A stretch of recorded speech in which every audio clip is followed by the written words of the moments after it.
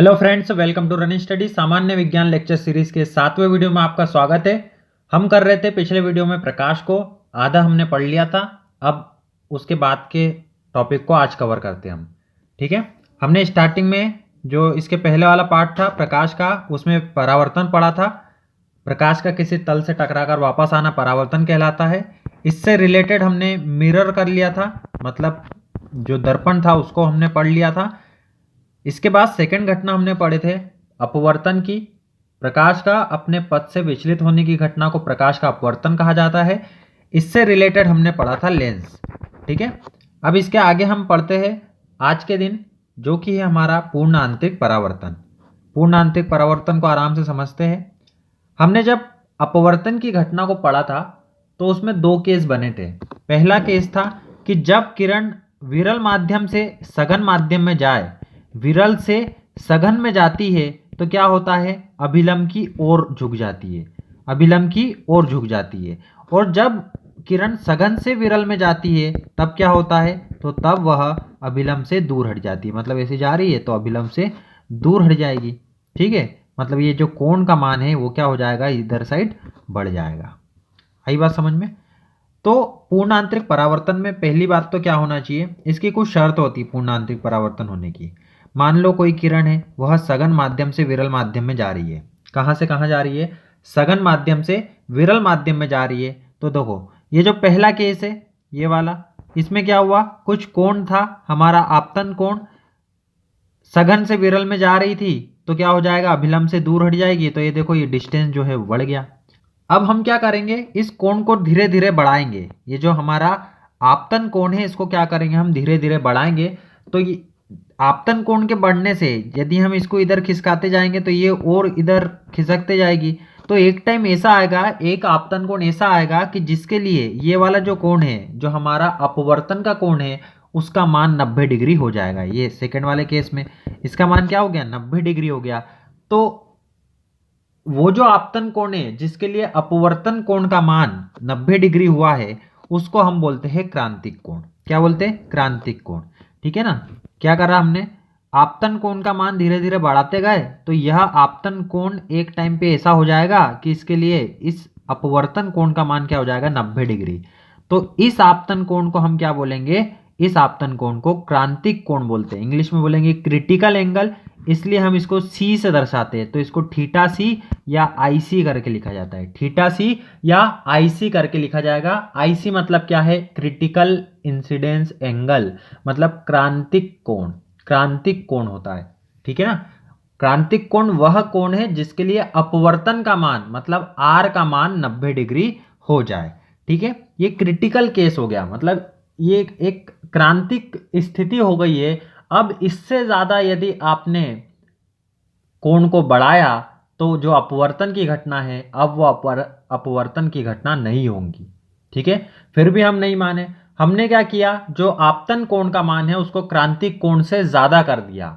आपतन कोण के मान को क्रांतिक कोण से ज्यादा कर दिया। तो अब जो घटना अपवर्तन की घट रही थी वो परावर्तन की हो जाएगी। लेकिन ये विशेष प्रकार का परावर्तन है, ये कोई साधारण परावर्तन नहीं है। इसके पहले जो हमने परावर्तन पढ़ा था तो हमारे पास एक तल था, उस तल पे हमने पॉलिश करी थी। उस पॉलिश पर एक तरफ से प्रकाश आ रहा था, पॉलिश होने के कारण प्रकाश को वापस लौटना पड़ रहा था, तब जाके परावर्तन की घटना हो रही थी। लेकिन यहां पर यह एक विशेष प्रकार का परावर्तन हुआ। पॉलिश भी नहीं करी है, प्रकाश उस साइड जा सकता है लेकिन फिर भी वापस अपने ही माध्यम में वापस लौट के आया है। तो यह एक विशेष घटना होती है, इसका अलग से नाम दिया जाता है पूर्ण आंतरिक परावर्तन।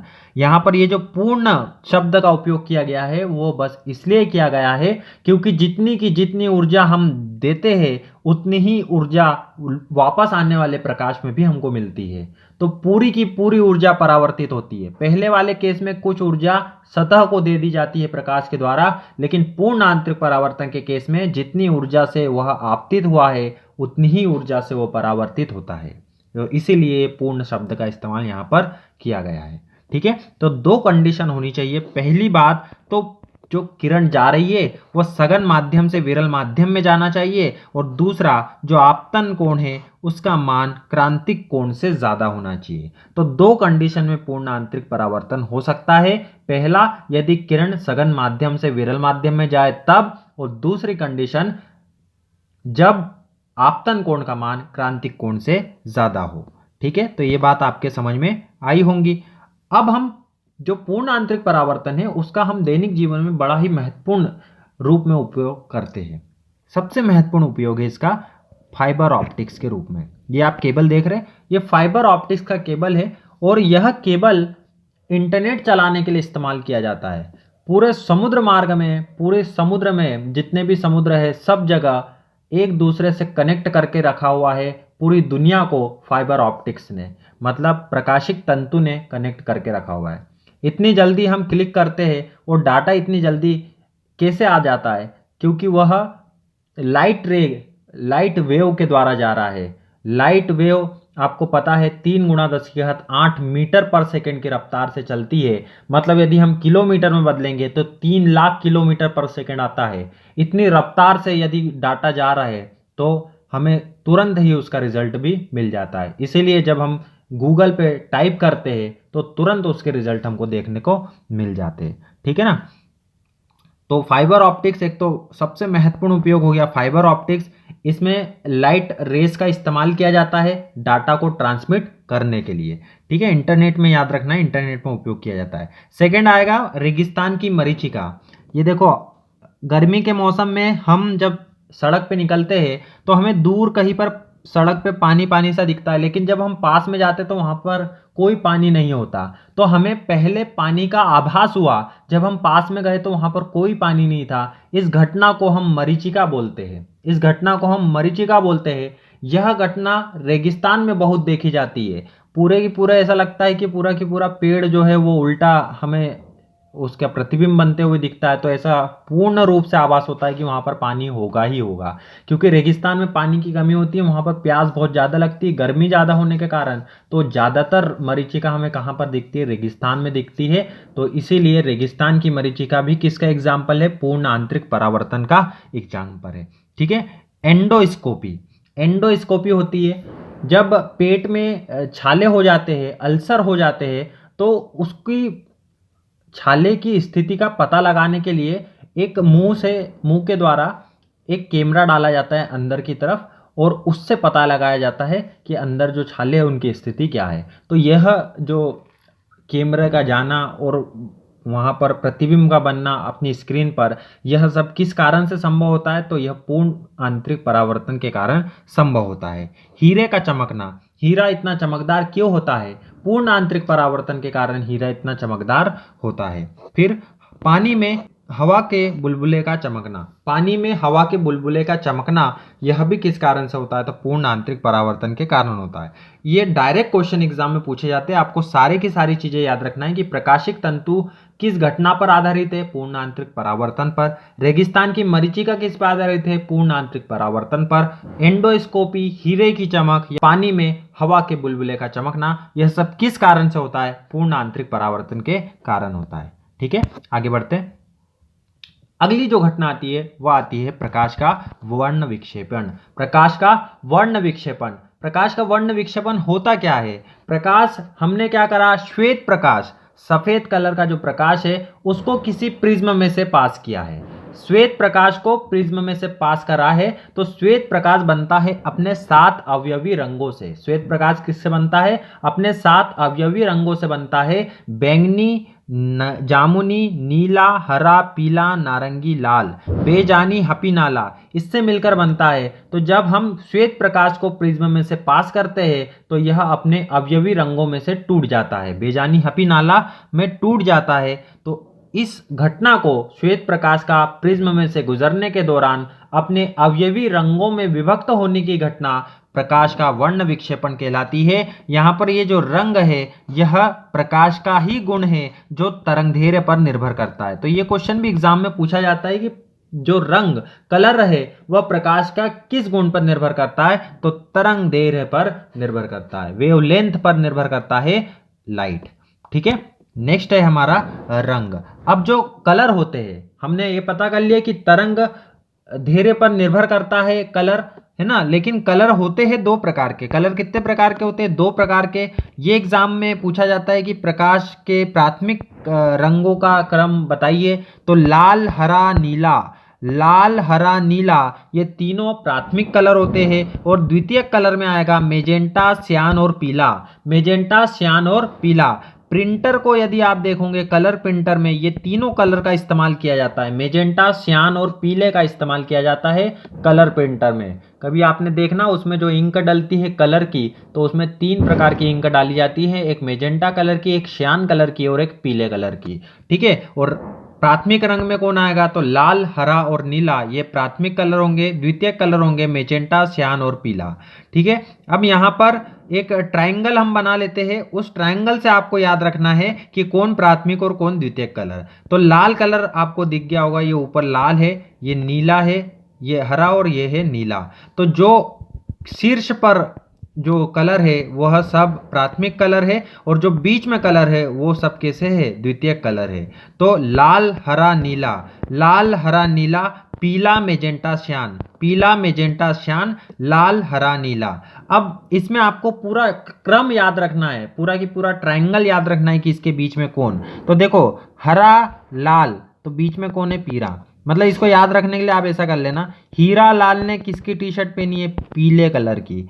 हीरा लाल ने टी शर्ट पहनी है पीले रंग की। और हरानी कैसा कलर है? श्यान कलर है। हरानी, श्यान कलर। लाल, हरा, हीरा लाल ने टी शर्ट पहनी है पीले कलर की, और हरानी, श्यान, और ये लाल और नीला जो बचा इसके बीच में फिर आ जाएगा मेजेंटा। अब यहाँ पर देखो, ध्यान रखने वाली बात यह है कि जब भी आप हरा और मेजेंटा को जोड़ोगे तो वो सफ़ेद बनेगा, लाल और श्यान को जोड़ोगे तब भी सफ़ेद बनेगा, नीला और पीले को जोड़ेंगे तब भी वो क्या बनेगा? सफ़ेद कलर बनेगा। तो इस प्रकार से दोनों आमने सामने वाले कलर को जोड़ने से वो किस कलर में बदलेगा? वह सफ़ेद कलर में बदलेगा। तो ये बात आपको ध्यान रखना है। ये कलर के बारे में था। अब आगे बढ़ते हैं हम। प्रकाश का प्रकीर्णन होता है। अगली घटना है प्रकाश का प्रकीर्णन, मतलब प्रकाश का फैलना। प्रकाश का फैलना, तो इसमें एक सबसे प्रमुख नियम दिया था रेले ने। रेले साइंटिस्ट का नाम है, उसका एक प्रकीर्णन नियम है, आपको याद रखना है कि उसने बताया था कि प्रकाश का जो फैलाव होता है वह तरंगदैर्घ्य की घात 4 के व्युत्क्रमानुपाती होता है। मतलब जिसकी तरंगदैर्घ्य जितनी ज्यादा उसका फैलाव उतना कम, उसका फैलाव उतना कम होता है। ठीक है ना। तो लाल कलर की तरंगदैर्घ्य सबसे ज्यादा होती है तो उसका फैलाव भी उतना ही कम होता है। यह रेले का प्रकीर्णन नियम था। आई समानुपाती 1/λ की घात 4, आई समानुपाती 1/λ की घात 4, तो प्रकाश का फैलाव हो जाएगा इस प्रकीर्णन से। ठीक है। इस घटना के कारण हमें आकाश का रंग नीला दिखाई देता है। सूर्योदय के समय हमें आकाश लाल दिखाई देता है, और समुद्र का रंग जो पानी होता है उसका कलर भी कैसा दिखाई देता है? नीला दिखाई देता है। यह सब की सब घटनाएं प्रकाश के प्रकीर्णन के कारण संभव होती है। ठीक है। नेक्स्ट बढ़ते हम। अब आता है हमारे पास मानव नेत्र। मानव नेत्र एक बहुत ही इंपॉर्टेंट जो टॉपिक है हमारे पास, उसको आपको ध्यान से करना है। तो मानव जो प्रकाश है एक पतली झिल्ली से होकर नेत्र में प्रवेश करता है। इस झिल्ली को कॉर्निया कहा जाता है। जब नेत्र में प्रकाश प्रवेश करता है तो यह एक पतली झिल्ली, सबसे ऊपर वाली एक झिल्ली होती है, उसके थ्रू यह प्रवेश करता है। इस झिल्ली को बोला जाता है कॉर्निया। और याद रखना है कि नेत्रदान जब किया जाता है तो इसी कॉर्निया को नेत्रदान में दान किया जाता है। नेत्रदान में क्या दान किया जाता है? कॉर्निया दान किया जाता है। कॉर्निया के पीछे की जो संरचना होती है उसको आइरिश कहा जाता है। कॉर्निया के पीछे की जो संरचना होती है उसको क्या बोलते हैं? आइरिस। ये बीच में आपको दिख रहा है, ये क्या है? आइरिश है। ये क्या है? आइरिस। और ये बीच में जो काला दिख रहा है इसको बोलते हैं पुतली। बीच में काला क्या है? पुतली। तो कॉर्निया, कॉर्निया के पीछे आएगा आइरिस, और आइरिस के बीच में क्या आती है? पुतली आती है। तो जो आंखों का कलर होता है यह आइरिस के कारण होता है। आंखों का कलर किसके कारण होता है? आइरिस के कारण होता है। और जो बीच में आती है पुतली, वह प्रकाश को नियंत्रित करने का काम करती है। प्रकाश की मात्रा को नियंत्रित करने का काम कौन करेगी? पुतली करेगी। और आइरिस होता है जिसके कारण आंखों का कलर होता है। अब इसमें यह ध्यान रखना है, पुतली प्रकाश की मात्रा को नियंत्रित कर रही है। तो इसकी घटना आपने देखी होंगी कि जब भी हम बाहर धूप में से घर के अंदर आते हैं तो कुछ समय के लिए हमें अंधेरा लगता है। यह क्यों होता है? क्योंकि बाहर धूप में लाइट की मात्रा ज़्यादा है, तो पुतली क्या करती है, अपने आप को सिकुड़ा लेती है, मतलब वो छोटा बना लेती है, जिससे कम से कम प्रकाश आंखों के अंदर प्रवेश करे, क्योंकि थोड़े प्रकाश में हमारा काम चल जाएगा, तो इसीलिए वो अपने आप को थोड़ा छोटा कर लेती है। लेकिन जब हम घर के अंदर आते हैं तो हमें अचानक से प्रकाश की भारी कमी हो जाती है और हमें कुछ दिखाई नहीं देता, क्योंकि हमारी जो पुतली है वो सिकुड़ी हुई है। थोड़ी देर के बाद पुतली को एहसास होता है कि भैया प्रकाश तो कम हो गया है, तो इसलिए वो अपने साइज को पुनः वापस से बढ़ा लेती है, तो फिर उसके बाद हमें दिखाई देना प्रारंभ हो जाता है। और जब हम अंदर से बाहर जाते हैं तो हमें बाहर की जो धूप है वो बड़ी चुभती है हमें, हमारी आंखों पर, क्योंकि हमारी पुतली का साइज बड़ा होता है घर के अंदर, लेकिन जब हम बाहर जाते हैं तो ज़्यादा प्रकाश अंदर प्रवेश कर जाता है, इसके कारण हमें क्या लगता है, तीव्र लगता है वो। ठीक है, इसके बाद आते हैं मानव के दृष्टि दोष। अब जो मानव नेत्र में जो प्रतिबिंब बनता है वो कहाँ बनना चाहिए, वह बनना चाहिए रेटिना पर। और मानव की नेत्र की स्पष्ट दृष्टि की न्यूनतम दूरी 25 सेंटीमीटर होती है।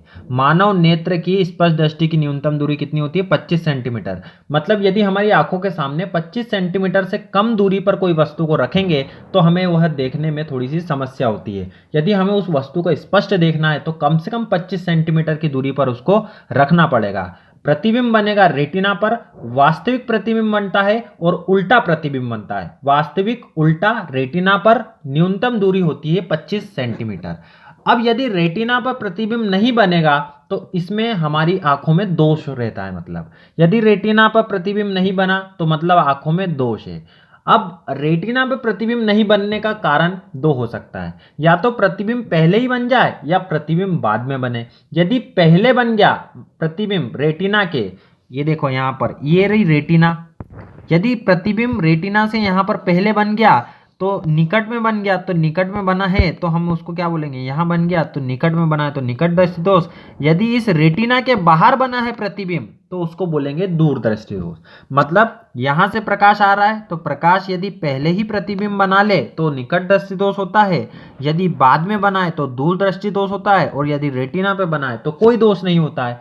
ठीक है, तो ये बात आपके समझ में आई होंगी। अब ऐसा क्यों होता है कि रेटिना पर प्रतिबिंब नहीं बने? पहले बनने का कारण क्या है कि जो नेत्र लेंस का फोकस है वो कम हो जाए, और दूर बनने का कारण क्या है, नेत्र लेंस की फोकस दूरी क्या हो जाए, बढ़ जाए। या फिर ये जो हमारा नेत्र का गोलक है इसका साइज बढ़ जाने से पहले बन जाएगा, इसका साइज घट जाने से बाद में बनेगा। ठीक है, आई होंगी बात समझ में। तो ये दोष उत्पन्न होते हैं यदि रेटिना पर प्रतिबिंब नहीं बनता है तो दो प्रकार के दोष है। पहला दोष है दूरदृष्टि दोष।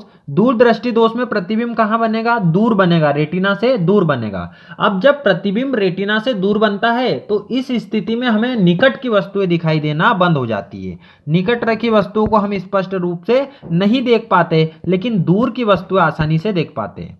ठीक है ना, दूर की वस्तुएं क्या कर सकते हैं, हम आसानी से देख पाते हैं। इस दोष को दूर करने के लिए उत्तल लेंस का इस्तेमाल किया जाता है। उत्तल लेंस का इस्तेमाल किया जाता है। अब आपके समझ में आया होगा कि दूरदृष्टि दोष का नाम दूरदृष्टि दोष क्यों पड़ा, क्योंकि प्रतिबिंब रेटिना से दूर बनता है। ठीक है ना, इसके कारण हमें निकट की वस्तुएं देखने में दिक्कत होती है, और इस दोष को दूर करने के लिए हम उत्तल लेंस का उपयोग करते हैं। इसको याद करने के लिए ये दो अक्षर का नाम है दूर, और ये उत्तल, त एक ही मानो त आधे को भी, तो इसलिए उत्तल जो है यह 3 अक्षर। तो 2 अक्षर का जो निराकरण है वो कितने अक्षर के लेंस से होगा, 3 अक्षर के लेंस से होगा। और 3 अक्षर का निराकरण 4 अक्षर के लेंस से 4 अक्षर के लेंस से निराकरण होगा। 2 से 3 अक्षर का निराकरण होगा 4 अक्षर के लेंस से, 2 से 2 अक्षर का तो निराकरण होगा 3 अक्षर के लेंस से। ठीक है, आई बात समझ में। तो बस इसमें यही पूछेगा कि निकट दृष्टि दोष का निराकरण किससे करेंगे, तो अवतल से, और दूर का करेंगे उत्तल से। ठीक है, और होता किस कारण से ये भी हमने पता कर लिया। निकट का नाम निकट क्यों पड़ा, क्योंकि जो प्रतिबिंब है वो रेटिना से निकट में ही बन जाएगा, पहले ही बन जाएगा, इसीलिए इसका नाम निकट दृष्टि दोष पड़ा। और इस पहले बनने का कारण हमें दूर की वस्तुएं देखने में दिक्कत होती है, निकट की वस्तुएं तो हम आसानी से देख पाएंगे। ठीक है, इसका निराकरण करने के लिए अवतल लेंस का इस्तेमाल किया जाता है। ठीक है ना, तीसरा जो दोष होता है वो होता है जरा दृष्टि दोष। यह वृद्धावस्था के कारण होता है। इसमें ना तो दूर का देख पाएंगे ना तो पास का देख पाएंगे, इसीलिए इसमें हम द्विफोकसी लेंस का इस्तेमाल करेंगे। उत्तल और अवतल दोनों प्रकार के लेंस का इस्तेमाल इसमें किया जाता है। फिर आता है लास्ट में दृष्टि वैषम्य, एस्टिग्मेटिज्म, क्षैतिज और ऊर्ध्वाधर रेखाएं देखने में इसमें समस्या होती है। इसका निराकरण बेलनाकार लेंस से किया जाता है। तो याद रखना है, दूर दृष्टि दोष उत्तल लेंस, निकट दृष्टि दोष अवतल लेंस, जरा दृष्टि दोष द्विफोकसी और दृष्टि वैषम्य बेलनाकार लेंस से इसका निराकरण किया जाता है। ठीक है ना। ये देखा सिलेंड्रिकल, ये देखिए सिलेंड्रिकल जो लेंस है इससे क्या होता है, इस प्रकार का दिखना चाहिए लेकिन ये ऐसा दिखने लगता है, थोड़ा सा फैलाव आ जाता है। इसका मतलब दृष्टि वैषम्य में, दृष्टि वैषम्य हो गया है। ठीक है, इसको दूर करने के लिए सिलेंड्रिकल लेंस का इस्तेमाल किया जाता है। तो आई होंगी बात समझ में। अब इसमें हमने पावर जब पढ़े थे तो अवतल लेंस की फोकस दूरी ऋणात्मक तो उसकी पावर ऋणात्मक, और तो इसका मतलब है यदि किसी को माइनस लेंस, माइनस का नंबर लगा हुआ है, इसका मतलब उसको कौन सा दोष है, तो उसको निकट दृष्टि दोष है, उसको दूर की वस्तुएं देखने में दिक्कत होती है। और यदि किसी को प्लस का चश्मा लगा है, इसका मतलब उसको दूर दृष्टि दोष है, उसको निकट की वस्तुएं देखने में समस्या होती है। ठीक है, तो ये बात आपके समझ में आई होंगी। अब लास्ट हमारा टॉपिक है इंद्रधनुष। इंद्रधनुष बरसात के मौसम में आपने इंद्रधनुष बनते हुए देखा होगा आकाश में। तो यह इंद्रधनुष दो प्रकार के होते हैं, प्राथमिक और द्वितीयक।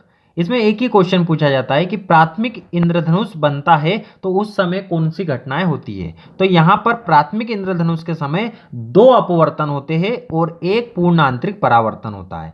दो अपवर्तन दोनों प्रकार के इंद्रधनुष में होगा, पूर्ण प्राथमिक में भी और द्वितीयक में भी। लेकिन पूर्ण आंतरिक परावर्तन याद रखना है कि प्राथमिक में केवल एक बार होता है और द्वितीयक में 2 बार पूर्ण आंतरिक परावर्तन होता है। ठीक है, ये बात आप याद रखेंगे। इंद्रधनुष दो प्रकार का, प्राथमिक और द्वितीयक, जिसमें 2 अपवर्तन दोनों में होंगे, लेकिन जिसमें यदि एक बार पूर्ण आंतरिक परावर्तन हो तो वो प्राथमिक इंद्रधनुष, और यदि 2 बार पूर्ण आंतरिक परावर्तन हो तो वह द्वितीयक इंद्रधनुष कहलाता है। ठीक है, तो इस प्रकार से हमने ये पूरे प्रकाश को कंप्लीट किया है। आज पूरा चैप्टर आप फिर से देखना है और फिर से पूरे अच्छे से इसको करना है, क्योंकि प्रकाश बहुत ही इंपॉर्टेंट चैप्टर है। ठीक है ना। तो ये उम्मीद करता हूं कि आपको प्रकाश पूरे अच्छे से समझ में आया होगा। जो मैंने समझाने की कोशिश कर रहा हूं तो आपको समझ में आया होगा। अब हम मिलेंगे अगले टॉपिक के साथ, जो कि होने वाला है विद्युत। विद्युत भी बहुत ही अच्छा चैप्टर है। तो विद्युत में हम मिलेंगे अगले वीडियो में। तब तक के लिए good bye and thank you. जय हिंद, जय भारत।